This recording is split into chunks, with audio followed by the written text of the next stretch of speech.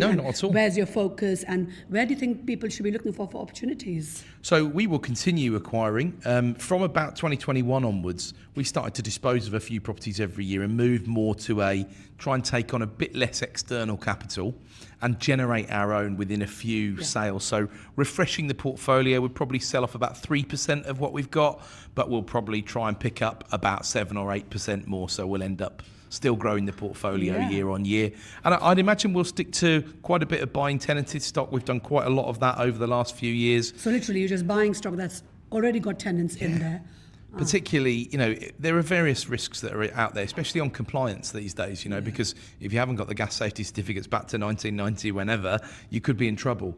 But of course, what that means is there's a higher risk premium involved, so the discounts get bigger. Yeah. So it's calculated risk stuff. And are you buying them in auctions? You're buying them open market? Bit of both. I mean, they don't sell very well on the open markets. They don't tend to transact. They normally get some pretty bad news. Yeah. A lot of the agents are kind of avoiding it or using the modern method of auction, online auction product, to try and push them out. So is that where you're buying them? Yeah. I like modern method. Everybody hates it, and I quite like it. I think if you factor the fees in, you can still get some nice deals there. Yeah. But also traditional auction, absolutely. Yeah. A lot of the traders are not overly keen on tenanted stock because it's a problem they can't guarantee they can solve very quickly. Especially if they want to move it on, right, to another auction then. So who else is going to buy it? That's what it boils down to, really. And that's where the price really flexes. So it's a gap in the market which you have kind of found, and now you're kind of just rolling it on and increasing. Absolutely. To be honest, I probably shouldn't say this with people watching the video, but majority of them work out okay. Yeah. For people who are particularly nervy, sure, there are some people put properties in auction with difficult tenants, of course they do, but 90% of the time it's more that the landlord wants to exit. They don't want to go through the eviction process. They don't want to evict the tenant. They don't want to get their hands dirty to an extent. The tenant is not the problem per se, their situation or the circumstances. Exactly. And they bought the property 30, 35, 40 years ago.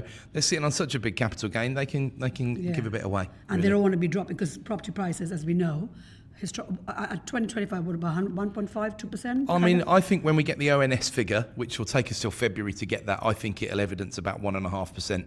We've had the nationwide say 0.6.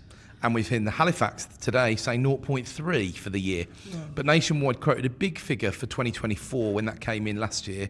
They said 4.7 up, which wasn't the 2024 that I really remember, to be honest with you. So there was always going to be a bit of a lag effect on that. And both Halifax and Nationwide have shown pretty weak figures for the end of the year. But I do think you've got to factor in, that budget was very late, November the 26th budget. Yeah. It held things back. Things didn't complete. People weren't transacting. Yeah. Huge amount of listings on Boxing Day. So plenty of stock. There's buyers aren't stupid. First-time buyers aren't stupid. They're negotiating reasonable prices. So the market has been pretty flat. And it has suffered a bit in London, definitely, because